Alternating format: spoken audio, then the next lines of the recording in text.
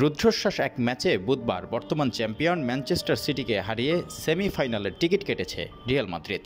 টাইব্রেকারে সিটিকে ৪-৩ গোলে হারিয়েছে রিয়াল। এমন জয়ের পর বেশ উচ্ছ্বাসিত রিয়াল মাদ্রিদের coach Carlo Ancelotti.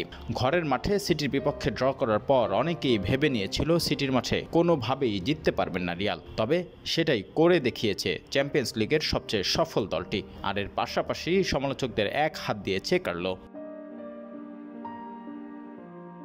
Real coach Ancelotti বলেন, মাদ্রিদ বহুবার এমন জয় পেয়েছে, এর কারণ হতে পারে ব্যাচটি। টাইব্রেকারে ম্যাচ গড়ানোর পরই বুঝে গিয়েছিলাম আমরা সেমিফাইনালে যাচ্ছি। কেউ যা ভাবতে পারে না তেমন কিছুই করে দেখায় এই ক্লাব। আন্দ্রে অবিশ্বাস্য খেলেছে। আমরা রক্ষণটা খুব ভালোভাবে সামলেছি। আজকে লড়াইটা ছিল স্রেফ টিকে থাকার। মাদ্রিদ এরকমই এক ক্লাব, যখন মনে হয় কোনো উপায় নেই তখনই আমরা কোনো একটি পথ খুঁজে নেই। এদিকে সিটির মাঠে জিততে হলে যে কোনো দলকে দুর্দান্ত পারফরমেন্সের সঙ্গে ত্যাগ স্বীকার করতেই হবে, সে বিষয়টি জানিয়েছেন আনচেলতি। রিয়াল মাদ্রিদের কোচ বলেন, আমি সত্যি দলের এমন লড়াই এবং ত্যাগ স্বীকারকে পছন্দ করি।